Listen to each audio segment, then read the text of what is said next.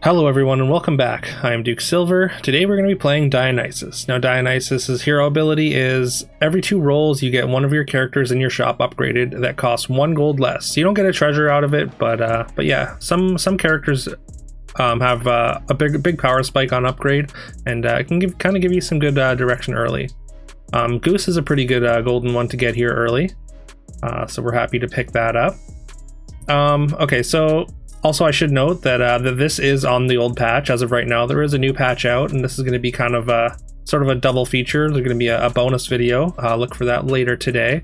That'll also be on the old patch, and then I'll have new patch content for you tomorrow.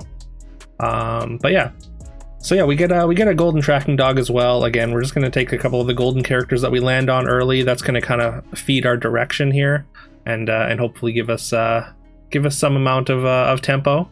Just having upgraded characters on our board.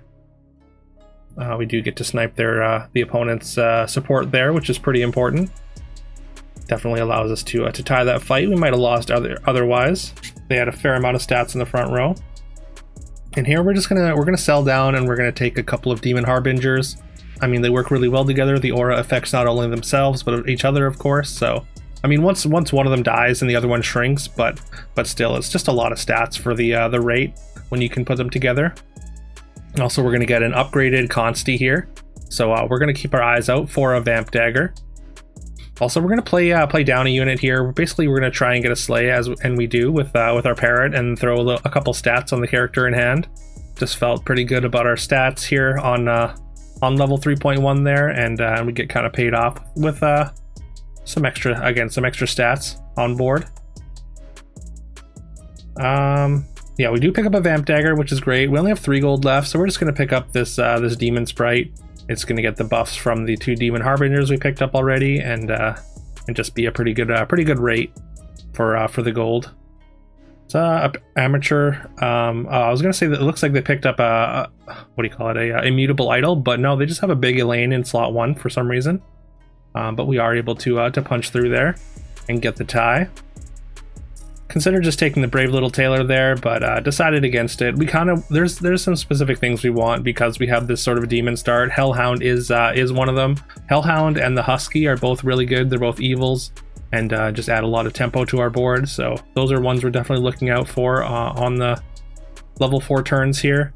We're going to take a Muddy Ocean Crab as well. I mean, Ocean Crab's just a decent ranged character that doesn't get attacked into on the first combat, so having that stealth is kind of nice.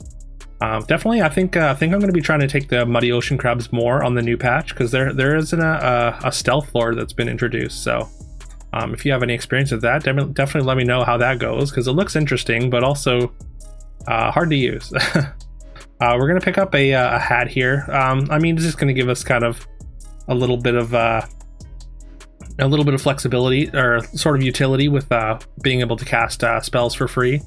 We did roll into a Hellhound triple there, so that's really nice. That's going to be another treasure.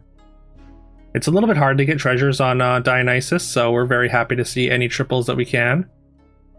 And there's an Odin's Ravens, which works really well with the hat. It just gives us a bunch more mana and also more spell cost reduction. So most of the spells that we see in shops are going to be free, and we're going to be able to just fire those off and just get a bunch of value out of them.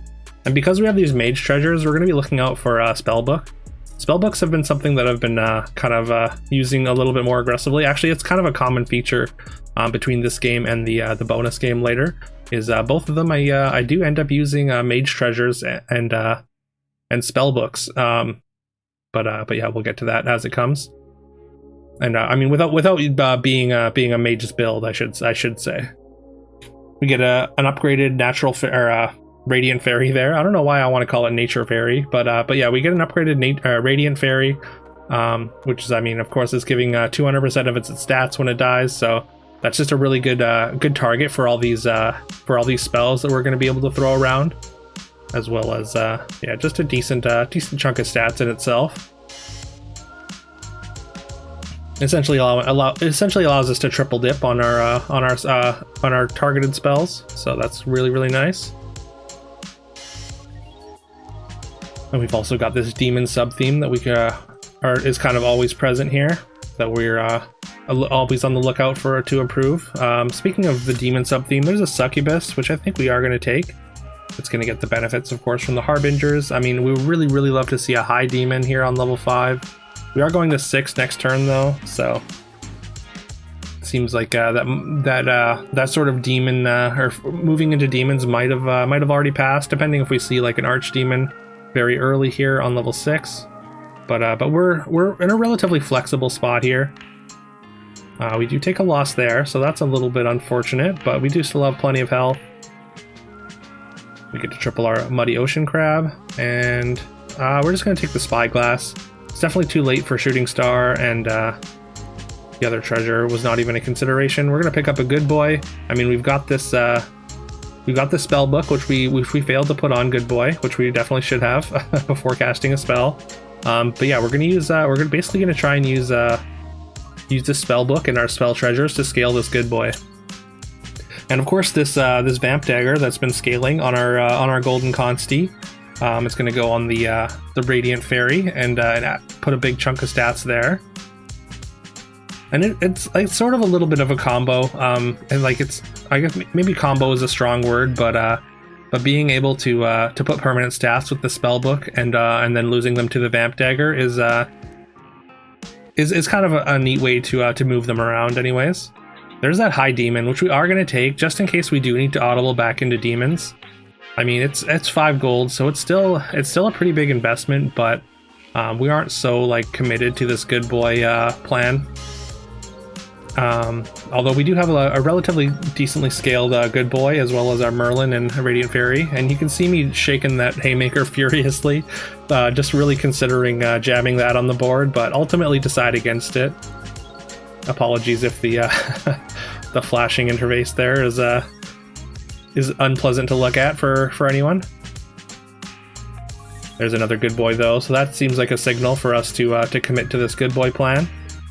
And yeah, we can jam the Vamp Dagger onto the other Good Boy, and that's just going to be a lot of stats, because the Good Boys are gonna feed each other as well as this Radiant Fairy, and then we're just hoping this Radiant Fairy stats goes onto either the Succubus or the Merlin, one of our ranged characters in the back. Anyways, got a fully formed food comp here, so this opponent looking pretty strong.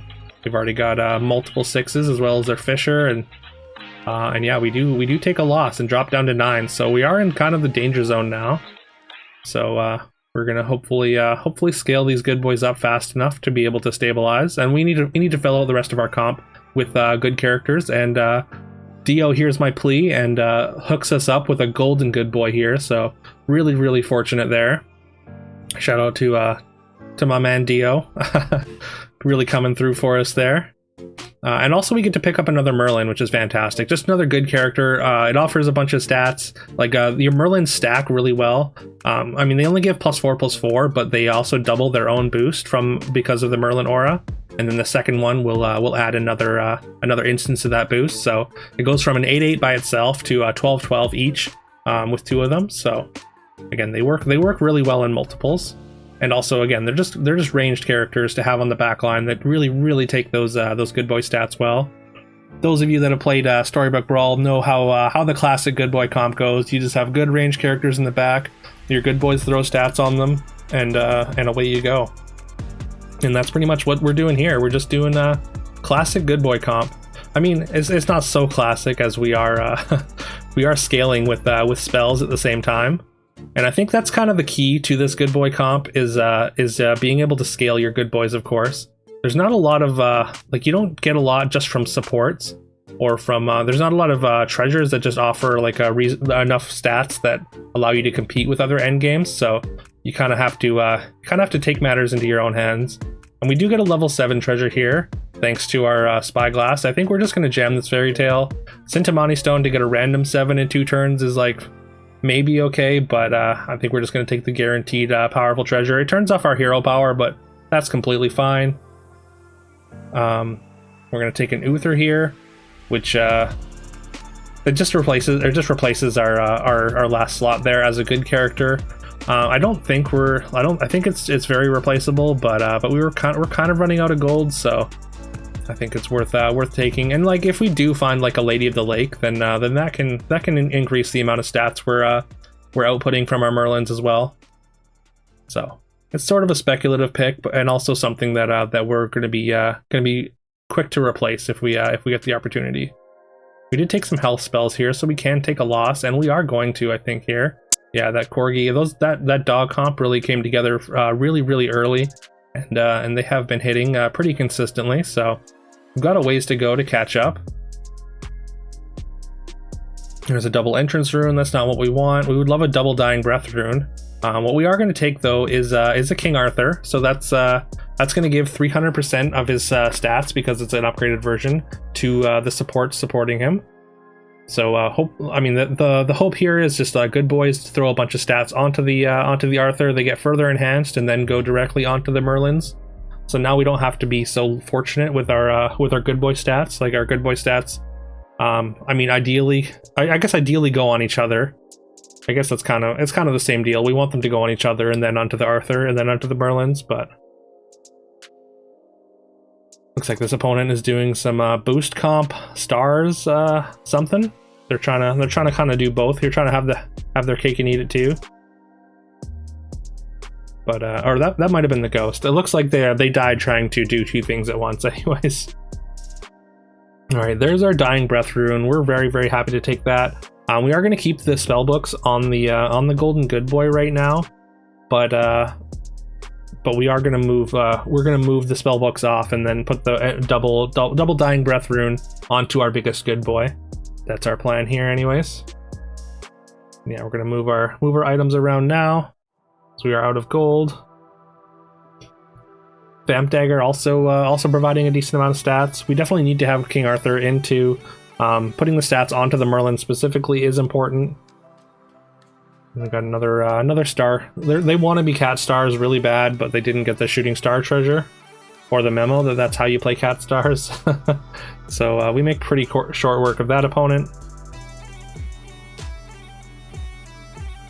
Just gonna put our scaling item back onto our big good boy, and then continue to scale here. And then we just shift the of course we shift the double dying breath item back at the end of turn. There's not much else we can take to improve our board. There's one thing that we can take, is upgrading our Merlin, just swapping on unupgraded for an upgraded version. Yeah, the Uther is definitely long gone. We're not going to worry about the Lady of the Lake plan at all at this point. And yeah, this again, this dog comp, very powerful, but our good boy compound stats, even through the scam on our King Arthur, was enough to get the job done there. Just the good boys stats going onto each other, and then being amplified further onto the Merlins is just enough. In classic good boy fashion, just like the old days, as they say. And there's another good boy, but we're not going to play it. But there's definitely a theme to this game. We seem to be getting those boys.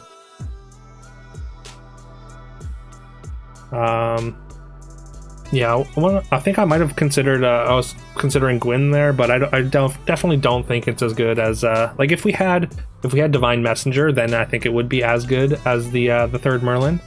Speaking of that third Merlin, does get scammed there, unfortunately, but we just have enough stats, and our final Merlin stands tall, and we get the job done. Even through combat spells in the last two combats, we managed to outscale those dogs and just just power through them. I mean, Fairytale is a very strong treasure, of course, so that's a fair amount of power. We got the upgraded Arthur, and I think we got one upgraded boy, and of course the two upgraded Merlins from it. So I don't think there's too many other treasures that would have been huge for us or anything. There's no double dying breath treasure, which is what our comp was. Like, there's a lot of entrance comps, and like aura comps and whatnot, and ours is definitely a dying breath comp. So like, I guess Symbol of Unity with Purple Puff would have been ideal for us. Anyways, I hope you enjoyed this. Please leave a like, comment, subscribe, do all that fun stuff that I'm supposed to tell you to do. I would very, very much appreciate it. We're approaching 700 subs, so that's a pretty cool milestone. Only 300 more, 2,000, and then we can finally monetize. That would be a dream come true. But yeah, in the meantime, I just hope you enjoy these videos, and I guess I'll see you later today for the bonus upload.